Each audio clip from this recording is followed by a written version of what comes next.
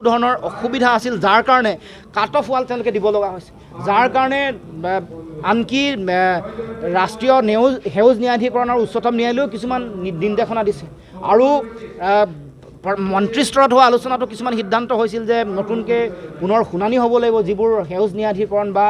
বিভিন্ন ধৰণৰ পৰিৱেশ সম্পৰ্কীয় আইনে যিবোৰ কথা কৈছে তাৰ লগে লগে নামনি অঞ্চলত পৰিব পৰা প্ৰভাৱ সম্পৰ্কতো অধ্যয়ন হ'ব লাগিব সামূহিক প্ৰভাৱ সম্পৰ্কত অধ্যয়ন হ'ব লাগিব এইবোৰ সম্পূৰ্ণ নোহোৱাকৈ তেওঁলোকে এই কাম কাজ কৰিবৰ কাৰণে তেওঁলোকে চিন্তা চৰ্চা কৰিছে যাৰ কাৰণে এই বিসংগতি ত্ৰুটি বিচ্যুতি চলি আছে গতিকে আমি কৈ আছোঁ যে যেতিয়া বিষয়সমূহ বিজ্ঞানসন্মতভাৱে নিষ্পত্তি নহ'ব তেতিয়ালৈকে মূল নদী বান্ধৰ কাম বন্ধ থাকিব লাগে উৎপাদন বন্ধ থাকিব লাগে আৰু অসমৰ ৰাইজে বৃহৎ নদী বান্ধৰ বিৰোধিতা কৰি আছিল প্ৰধানমন্ত্ৰী নৰেন্দ্ৰ মোদীয়েও পাছিঘাটলৈ আহি বৃহৎ নদী বান্ধৰ বিৰোধিতা কৰিছিল যে সৰু সৰু বান্ধ হ'ব লাগে আনকি ৰাজনাথ সিঙে ইয়াৰ প্ৰতিবাদী কাৰ্যসূচীত অংশগ্ৰহণ কৰি গেৰুকামুখৰ নামনি জলহৈ জলবিদ্যুৎ প্ৰকল্পৰ